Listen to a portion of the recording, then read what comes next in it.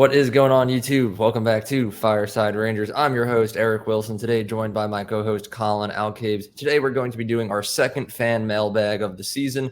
I had you guys submit your comments and your questions across all of our social media platforms on Instagram, X, and YouTube. So we're going to be answering those today, addressing all the things that you guys want to talk about, our fans. So thank you to everyone who did comment and share their thoughts. But before we really get into it, your thoughts, make sure you guys like, subscribe, ring that bell so you don't miss notification. If you're watching us on Apple or Spotify, be sure to give us a 5-star review. Leave some more comments down below about everything that we discussed today. And lastly, be sure to follow all of our social media platforms at Fireside Rangers on Instagram and X for more posts like this and daily content covering the New York Rangers this season and seasons onward. But before I start get into the comments, Collin, how you doing today? Good. I've had a busy week, and I'm excited to be able to watch the Rangers I guess when this video is posted tonight and on Saturday. I believe that's the next two games. I might have it switched up. I know that when we post this tomorrow morning, it will be game day. I know we play Edmonton. I know that one game at a time, but I'm looking to see what everybody's thinking and if we got similar takes or what's going on with the fans. Yeah, I agree. So we'll dive right on into it. I'll start off with the Instagram and the X comments, and then we'll move on to the YouTube ones. Starting us off from Instagram was at Shy6153.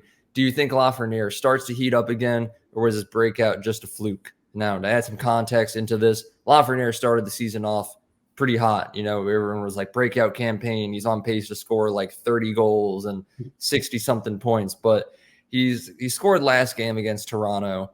But other than that, he's gone scoreless in his previous 6 games. 1 point in the last 6 games played. The last 10 games, I think he has 5 points, which, is all right. But at the end of the day, I do still have faith in Lafreniere. I would say that even though he has been on a little bit of an offensive struggle recently, he hasn't looked like a bad player whatsoever. Him, Panarin, and Trocheck, easily the best line on the Rangers so far this season.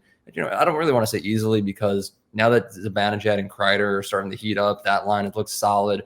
The third and fourth line played their roles very well. But at the end of the day, I still do have to give it to that second line. And I think Lafreniere is a big part of it. Hopefully that goal that he scored a couple nights ago against Toronto is just the start of a resurgence of his offensive showing. He's been scoring a lot of goals, not as many assists, but my faith in Lafreniere is still there. I think he's been the best of the kids this season, obviously, because he's the only one that's played for most of the season. And in my opinion, I think it is going to continue. But I'll let you have your thoughts on that, Collin.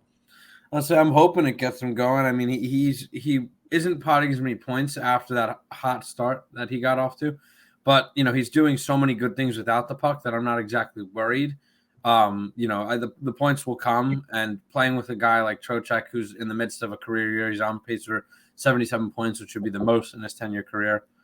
And then, Panarin is Panarin. You know what you're getting with him. It's a perennial 90-point scorer, potentially 100 this year. Just not to cut you off, but Panarin as well is on pace for 117 points, which would be the most in his career by like 20.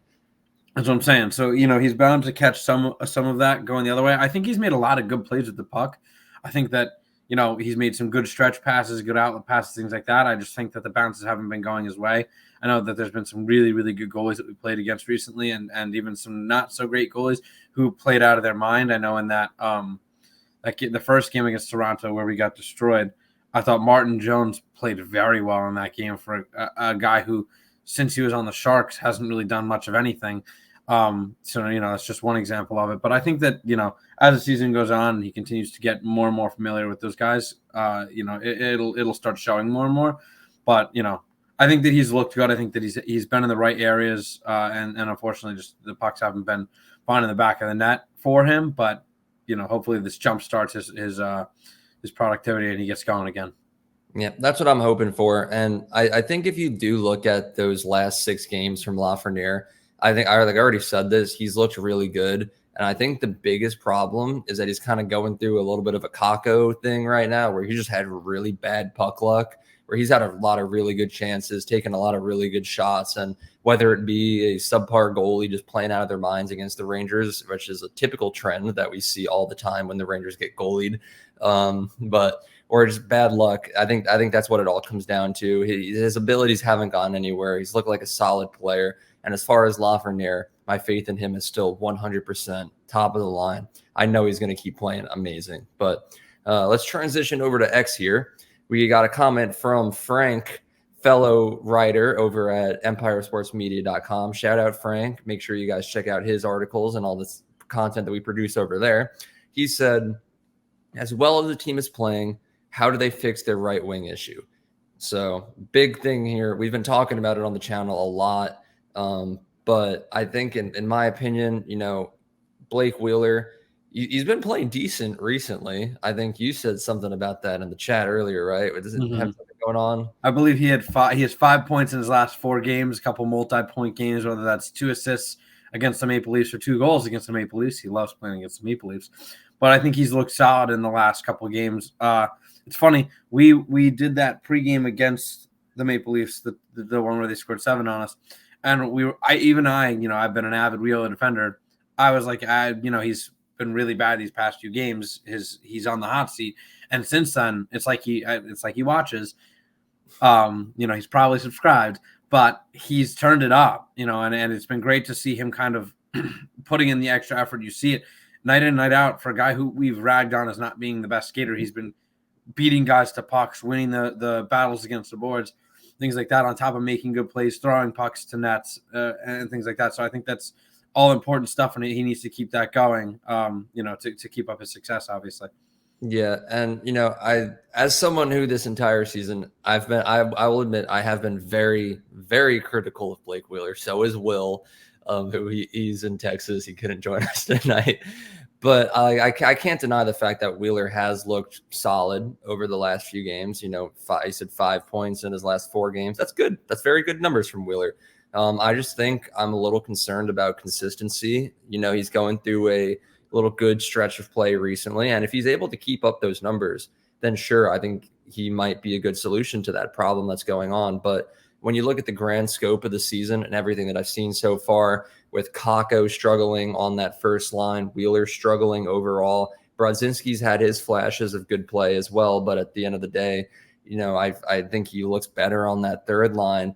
I think the Rangers need to go out and make some sort of trade. And it's not something that I would leap into immediately because, as everyone knows, I'm a big Kakko defender. I get called out about it in the comments all the time, but I love Kakko. And yeah, did he suck on the first line to start the season? Yes, he did. But at the same time, Kreider sucked at the beginning of the season, and so did Mika Zibanejad. So you can't call out one player when the entire line is not producing. Look at us right now. Mika's heating up. He has a crazy amount of points in his last 10 games. Kreider scoring goals like left and right. Put a healthy Kakko on that first line right now and watch what happens. I guarantee it will be vastly different than what it looked like at the start of the season. But let's say hypothetically, Kakko comes back from his injury later on in the season, whenever that may be. If it is this season, Laviolette said it wasn't season ending, but we'll see what happens. If Kakko comes back, he's healthy, and he cannot continue to produce in the top 6, that's when the Rangers need to go out and make a trade. And it's going to be a tough decision for Chris Drury to be like, because, the trade deadline is one official day. There's really not much leniency there. He's got to make that choice. Am I going to rock with Kakko, or am I going to go out and get someone new? If the Rangers do go out and get someone new, there's a lot of options out there. We made a video, I think, last week discussing a few of those potential choices. I think we discussed Vladimir Tarasenko again, Sean Monahan, Anthony Duclair is up there, Frank the Tank, Frank Vetrano could make a reunion. And who knows at this point, ever since the Detroit Red Wings signed Patrick Kane, they've been like 1-6-1 or something crazy like that. So maybe they'll be sellers and ship him off. But I'd prefer if we stayed away from that, which I know that is fake news to all like the big NHL fans, where like Detroit has been really bad since acquiring Kane, but him personally has been like their best forward, and they've had a whole slew of injuries. But we're not a Detroit channel, so I won't get too deep into that. But there's a lot of options out there. In my opinion, my final answer is have trust in Kakko as long as that first line is continuing to heat up. But if not, Frank, what the Rangers need to do is go big or go home at the deadline. Not too big because we don't have money, but find another suitable winger for a cheap price. Yeah, I agree with you on a lot of what you said. I am also I like Kakko. I know a lot of people don't. He gets a lot of flack, but he's still very, very young. So I'm not done with him, but at the same time, depending on when he comes back, like how long is this injury going to linger? Is it going to affect him when he comes back, or is he going to be fully ready to go? My take on it is this year probably isn't the year to let Kakko figure it out. This year is like as real as it's going to get in terms of like, this is a very good team, but we have guys on bargains. You know, you're not going to see Gustafsson next year on a deal like this. You're not going to see Bonino, who's playing out of his mind on a deal like this. Quick is probably gonna leave. Like, you have a bunch of guys who are playing very well on very cheap deals, and it allows us the flexibility to go and get somebody. So in my opinion, I'm taking this year and I'm going all in. I'm trading for somebody not at the deadline, as soon as possible, to allow them to get acclimated with that first line. And then when Kakko comes back, if Wheeler sucks, you put Kakko on that line and you just keep scratching whoever's doing bad and things like that. You know, I like, we have a lot of good players, but I want to see personally somebody get acclimated with the team, because we've seen in years past, you get a guy and then like Kane, and he can't find a spot for him. He can't figure out where he goes. And then he played all right. He played well enough. I know he was hurt and stuff like that. But like, come playoff time, we were still moving the lines around trying to figure out what to do with who. I'd rather get a guy as early as possible. I think it was Zadorov who got traded, a defenseman, and he's with his team already getting acclimated and buying into the system that they have and things like that. So I think it's important to get a player here as soon as possible to avoid that. I don't want to say like awkward period, but it is that transition period where they go from one team to the next, and it's like new faces, new system, new coach, you know, new style of play, and maybe new roles. I'd like to afford a forward as much time to do that as possible, given the fact that, you know, Kakko might not be the answer, and I'm not willing to take that risk and push off a player as long as possible and then have them go through that awkward phase a little bit later. You know what I mean? I'd rather have them develop that chemistry as early as possible, so that way they're ripping and roaring come playoff time, assuming that we get there. Yeah, I fully agree with you. I think the sooner the better in this case, because the Rangers do already have like a Stanley Cup caliber team, which I know there's a comment on YouTube that'll discuss that, so I won't dive too deep into it. But you know, like you look at last year when we got Tarasenko and Kane. Tarasenko kind of fit in right away. Kane not so much. And I think Gerard Gallant was a big part of that problem, where he was always like very panicky, where if he put together a line and it had one bad game, he would immediately shift everything and change everything. Like, look at Laviolette now. Lafreniere, as we talked about earlier, 1 point in his last 6 games. If that happened under Gerard Gallant, Alexis Lafreniere would be sent down to the 4th line, and he would never see the top 6 again for the rest of the season, just because it's a little rough stretch. But Laviolette had a quote recently where he was like, he's still faithful in Lafreniere, and he's going to keep sticking with them, because just one rough stretch of play doesn't define your skills and your ability. But I really want to quickly transition to the last comment on X before we head over to the YouTube. Ed Helinsky asked, what's Santa bringing the Rangers this year? I'm just going to say it just to kind of combine it with the last question. A good right winger that will solidify the Rangers title as legitimate Stanley Cup contenders. That's what I want as a Rangers fan this Christmas.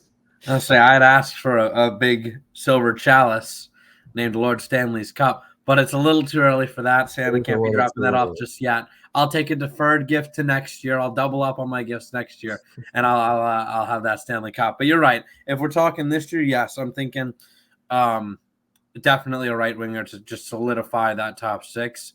I think it is our biggest question mark. You know, I think the D-core has been playing better as of late, and I don't really want to touch that just because Schneider's a good third pairing guy. Gustafsson's solid. I'm not moving him. You know, he's putting up a lot of points. He might not be as sound in his own end, but he does the job. And then Fox and Lindgren just graded out as like a top 5 pairing defenseman in an NHL article that was just released. So you love to see that. And Trouba and Miller. Trouba's been so not talked about this season for how well that he's playing, given his past play. He's playing so well. I think he's one of the unsung heroes, ironically, now. As a guy who I used to crap on all the time for his play, he's really, really done very well in this system. And Miller's had his struggles, you know, before leaving for a couple of games. He had a couple rough games, but he's back and he looks good. So hopefully they can keep up that level of play. But as like a second line, that's a good second line, and I take that all day. So I'm not touching the decor. I think that you look at this team, the bottom six is solid. The defense is solid. Obviously, we know what we have in goalie, and it's probably one of the best, if not the best tandem in the league. And then the top six, I mean, that second line is perfect. That first line, since Buchnevich has left, has been our biggest question mark. So hopefully they can get a guy who can fill that void for the rest of the year and maybe the foreseeable future. I'm in agreement. The Rangers are something special this season.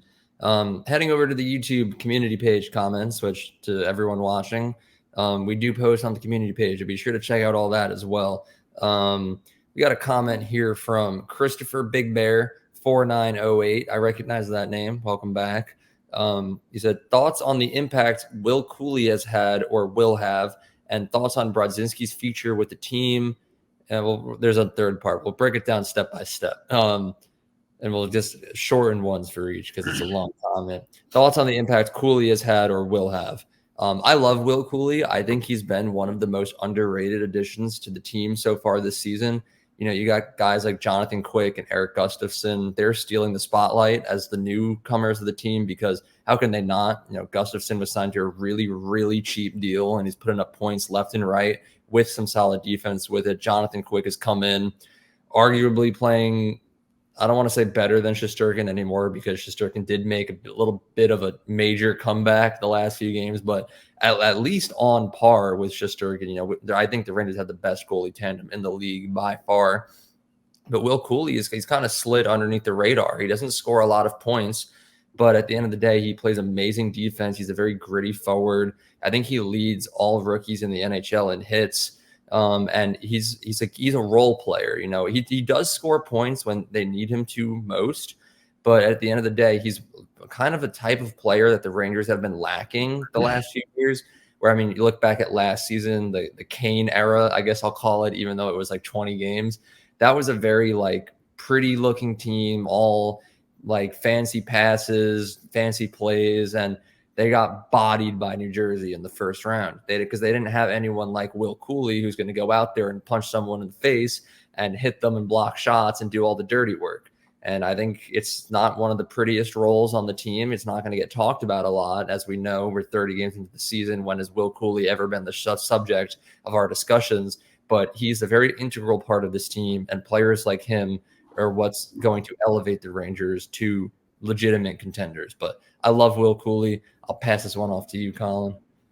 Yeah, I agree. I think you look at a guy like Will Koolie, and it's a very underrated thing that he does. I think going back to the last Stanley Cup teams that we had, as nice as the top six was, you got to look at that bottom six and how they did, and guys like Brian Boyle, and players like that, Dom Moore, guys who weren't out there to toe drag, snipe, or walk through three guys. They just put in the time, put in the work, and scored important goals. I think Koolie has done that. He hasn't scored a ton, but that's not what you need him for. You need him, in the dirty areas, tiring guys out, winning puck battles, throwing the body around. It's great to see him leading all rookies in hits. But, he scores in clutch moments. He's had a couple goals that have either put us up or tied the game in important moments. And I think that getting contributions from your bottom six is massive.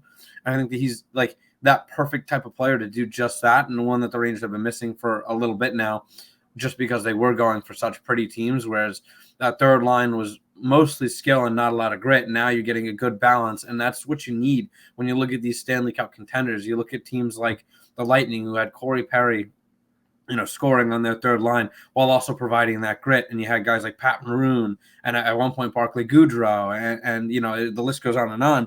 But you get these guys, Ross Colton, another one. I believe he scored the game winner to win him a cup one year, because I think Parker has his jersey out from. Parker's a Lightning fan, so boo him. But it's guys like that. It's the role players who end up doing the most and coming up clutch, and they don't really get talked about or recognized for what they do. And I think that he does such a good job at doing that.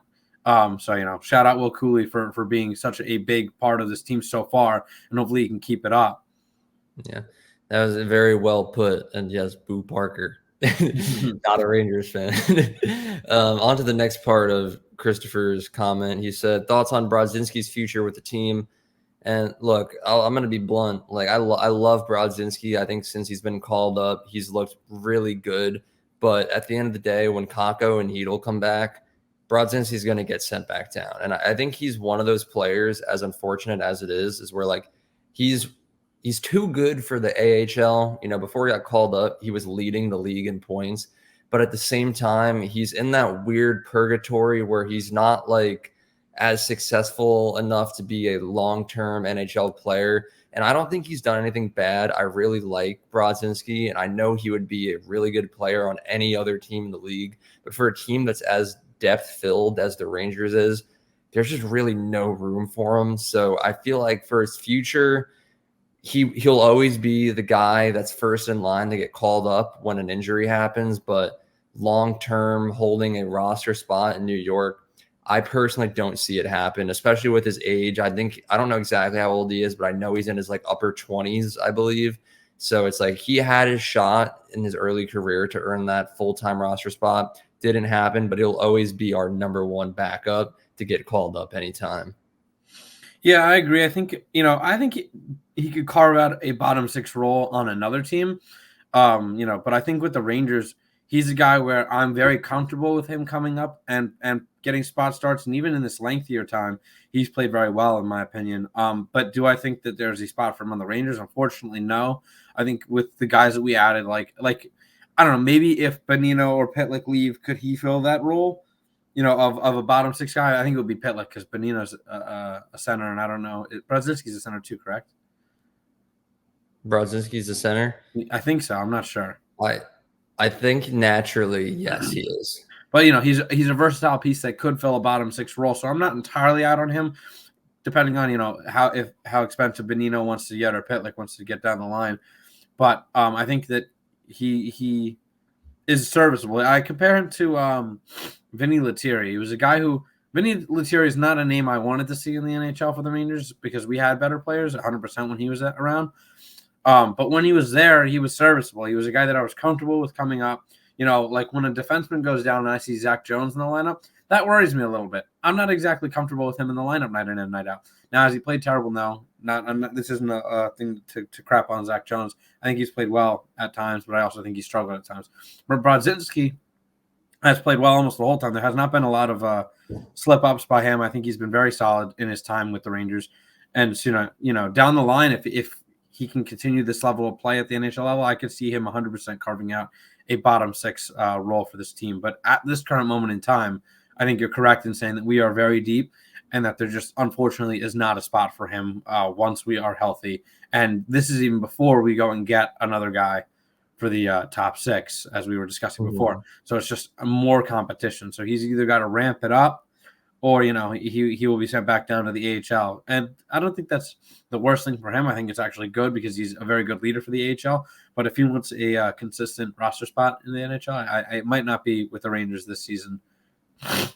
I'm all for him going back to the AHL. He was leading the league in points. He's their captain. We got a couple of young stars down there. Shout out Brennan Othman, who need a leader to look up to and learn from. So even if he isn't on the Rangers roster, just know that he is putting in work to help develop the Rangers in the future. And that's what we need the most because we don't want to win a cup and then never be good for the next 30 years. Shout out the 94 team. But the last part of Christopher's question, and this one will be a little bit quicker, thoughts on where Kako and Hedel will land when they're healthy. I think it's very simple. Philip Hedel, third line center. He started off as the 2C, but since he's been gone, Trocheck has just been so good that Laviolette would be crazy to move Trocheck. Hedel, you're going to have to go back to the bottom six. I'm sorry, unless you can move to the wing. As far as Kako, in my opinion, assuming he comes back sooner rather than later, put him back up on that first line. Like I said earlier, let him test it out. If that fails again, third line winger, trade for a new first line, and then Blake Wheeler out of the lineup, or fourth line, and then like Pitlick is out or something. Well, that's my take. There's a lot of things you could do. I think if Hedel has the ability to move to the wing, I'd be open to giving him that top spot, depending on how soon he's back, like I said. But yeah, Laviolette would be crazy to break up that second line. You can't force some things, and that's definitely one of them that you can't. I wouldn't be opposed to putting them both back on the third line. They seem to have some good chemistry together last year and the playoffs prior to that. So, I don't think that's entirely out of the realm of possibility. And then Wheeler goes back up on that first line. And then from there, you can figure out whether you want to do Wheeler or Kako or whether you want to get somebody else, things like that. So it just depends on how willing they are to bounce around in different positions potentially. But I think, you want to get them in the lineup. You want to get them that NHL time. And it's tough that they are missing such large chunks, especially because Hedl, in my opinion, started off not like scalding hot, but he was playing pretty well. I believe he had 6 assists through 7 or 8 games. He wasn't playing too bad. So it stinks that he got hurt against the Canes and he's been out as long as he has. But I'd like to see him play in the NHL again this season. He always performs well in the playoffs. I think he's clutched down the stretch and he's got a wicked shot. And we saw it last year or 2 years ago against the Canes in those last 2 games, and then against the Lightning in that first game of the conference finals. He was just scoring nonstop. So I'd like to see them get back. Hopefully that they will just slot back into that third line, and you can keep Koolie there and rock with it. But yeah, no, I don't know. It's difficult because we were talking about it before. Do you want that skill third line? If you put Koolie in there, Kaka's been throwing the body around a little bit when he's been healthy. Does that make it gritty enough? Do you want to take whoever's on that third line now? I don't even know who it is. I believe it's VC and the third line right now is Koolie, Bonino, and Brodzinski. Oh, Brodzinski. Like, I like that line. So I don't know. It's tough. They're playing so well that part of me wants to say don't touch it. But that they're going to get back in the NHL because you can't. You can't send them down. You can't keep them scratched the whole time. I think that'd be silly. So I'm excited to see what Laviolette does with that. It's definitely going to be tough, but Laviolette's done no wrong so far. So hopefully you can keep that streak up. I think it would be cool to see like a kid line 2.0 where like Lafreniere's graduated at the top 6, but now it's Koolie, Hedl, and Kako are just the same line, except instead of Lafreniere not doing anything on the third line, you just got Koolie blocking shots and throwing the body around and let the other kids go to work. But I'm gonna combine these next 2 comments because they're kind of on a similar subject here. Also, the usernames are a little confusing, so I'm just gonna say first names. Sam says, "What are your thoughts on bringing in a tough, grinding forward for the playoff run? Someone with a strong forecheck game. Who could the Rangers get at a trade?" And then Jason says, reacquire Kane and Tarasenko at the deadline. Kane has 6 points in 7 games, including a goal and an assist tonight in Winnipeg from last night's game. So I'm going to say this. Kane and Tarasenko. I'm open to Tarasenko, not Kane. Kane was all right with the Rangers, but I think his skill set isn't what we need. I think I'm leaning towards more what Sam is looking for and more of like a grinding, forechecking forward. It's like we have our skill. We have Panarin, we have Kreider, we have Zibanejad, we have Trocheck. We don't want to get too skillful in a way because, like, again, look at last season when the lineup became too pretty, too fancy, and then we got destroyed in the first round. Not destroyed. It was a 7-game series, but by the end, it was a completely New Jersey dominated us. I would prefer to go with something more like what Sam was saying, where like a gritty, grinding, kind of like someone who I know we talked about in the episode that we did a week ago, Sean Monahan, like a guy that can score goals, but at heart, he's a very physical forward. He's going to do the dirty work, get into the corner, grind for the puck, and he's going to make plays happen. He's not going to get a lot of points while doing it, but he's going to be the cause of a lot of plays. And that's more where I would be leaning to. Tarasenko, I would obviously hug with open arms. Come on here, Vlad. But Patrick Kane, let him rot in Detroit for the rest of the season. I don't know. I think that when I look at this team, if I could get another player like Trocheck, if I could get a Trocheck but right winger, that would be a guy I would be looking out for. Somebody who, Trocheck wins those battles, he wins the foot races, but he makes these great passes. He has a lot of his assists are primary assists. He had 2 goals against the Bruins that were very big, one to tie, one to win it in overtime. He's in the right areas all the time, but he also doesn't shy away from confrontation. You need a guy like that to complement that top line. I think that you also need a guy who's shoot first. I think with the way that Zibanejad passes the puck and Kreider constantly in front, you need a guy with a wicked shot because Kreider's always going to be taking the eyes and Zibanejad's always going to be looking for that pass, and he's a wizard at getting it through. So I think that, like I've mentioned before, if you look at the guys that have succeeded with that first line, it's been guys like Frank Vetrano, very good shoot first player. Vladimir Tarasenko, very good shoot first player. So if you can get a guy like that, that's ideal. I as much as I love Kane and I defended Kane, I don't think he played that bad. I think he was honestly one of our best players during the playoffs, given the fact that he was playing on an injury. And I don't know if everybody kept an eye on him when we were not when he wasn't signed, but he did an interview with Emily Kaplan, and he was saying how his hip was so messed up that he was almost scared to get hit because it felt like the bones are grinding together. And when you play hockey, you're not trying to get hit, it's just not good. And you could tell he was slow getting up, slow getting back after hits, and he was playing very not he wasn't forechecking as hard. He wasn't really strong on the puck. He was very quick to get rid of it. So I think that was a big part of it. I think it's showing this season that he's playing a lot better.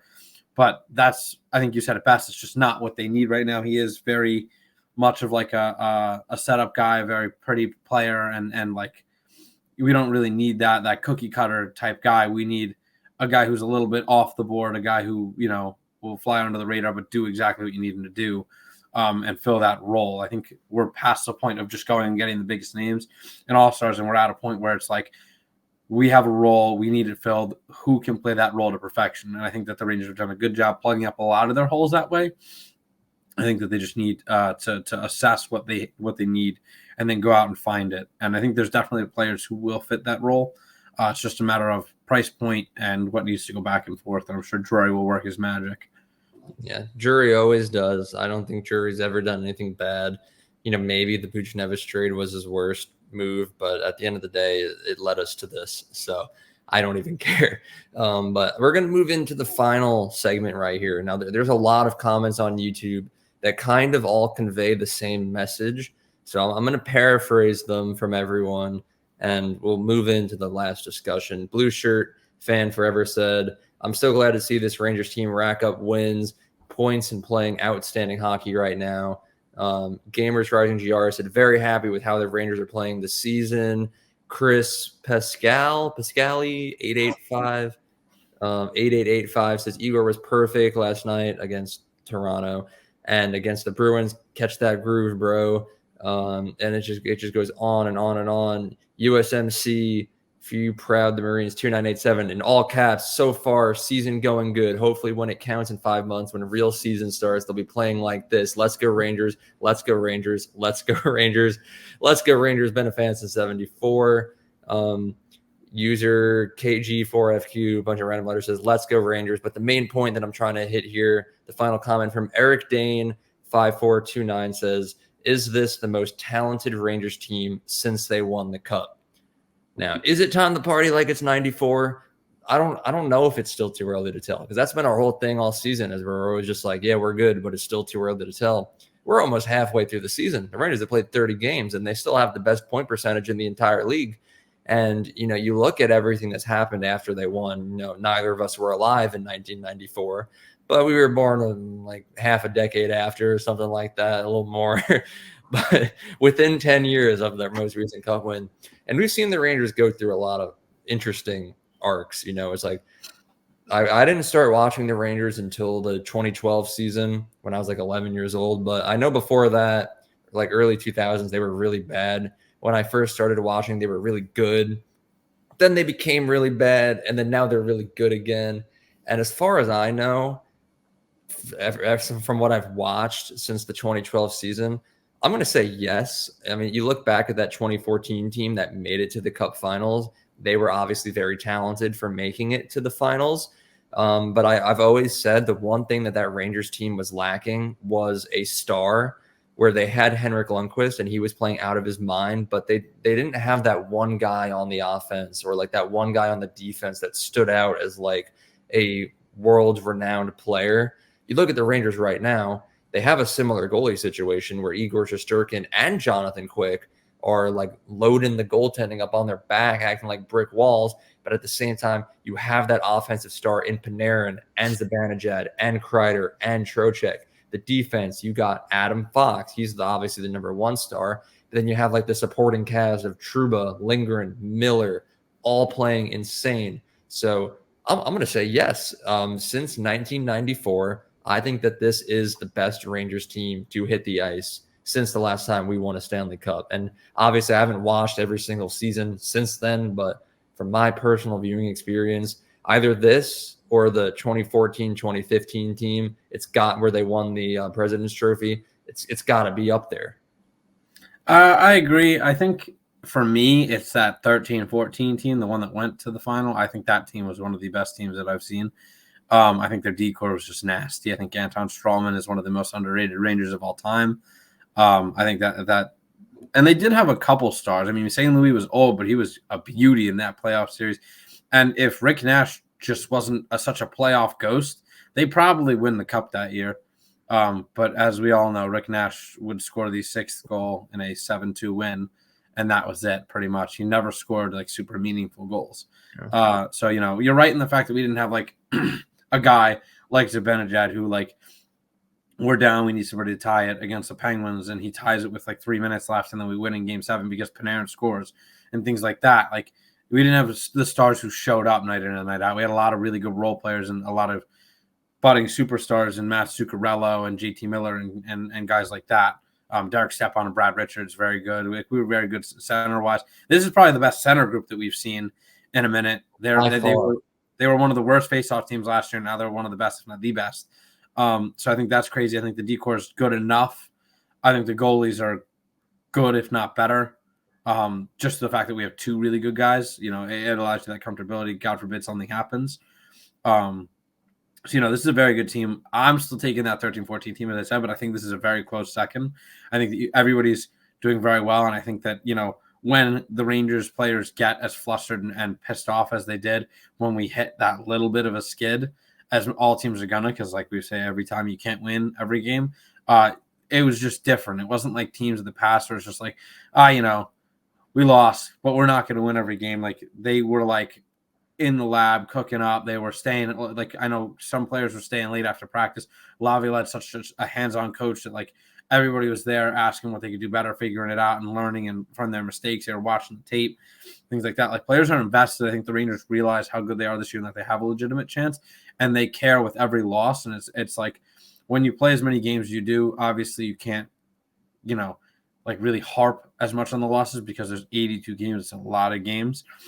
But I feel like the Rangers have done a pretty good job at holding their players accountable and holding themselves accountable, and then not going and making the same mistakes. And, I think that they're all on the same page. Whereas you look at a team like, I just saw this this morning, I believe, or maybe it was last night, Devon Toews of the Colorado Avalanche is calling out his teammates, and Arturi Lekkonen's dad is calling out Mikko Rantanen, and they got a lot of dysfunction over there. I think that everybody on this Rangers team is on the same page, and they're all helping each other out with constructive criticism and things like that, and trying to keep each other sharp. And it helps when you have such a good offense practicing against such good defensemen, and such good defensemen practicing against such good offensemen, and then you got sick goalies on either side of the rink when you're scrimmaging and things like that. Like, iron sharpens iron. They're just trying. Everybody's getting great playing each other, and I think that's the beauty of being so good, is that we're only making each other better with each practice. So I think this team probably has the best chance since that 13-14 team. And we're going to say they're the best team since '94?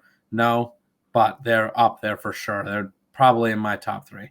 Yeah, I think if you look back at the recent years, like the Rangers have always been like one of the better teams in the league. They've always had a winning record, but then you would always look at like their odds and their chances to making it far in the playoffs. And the Rangers were never cup favorites. Even like last year, 2 years ago, we were always underdogs, and I never understood why.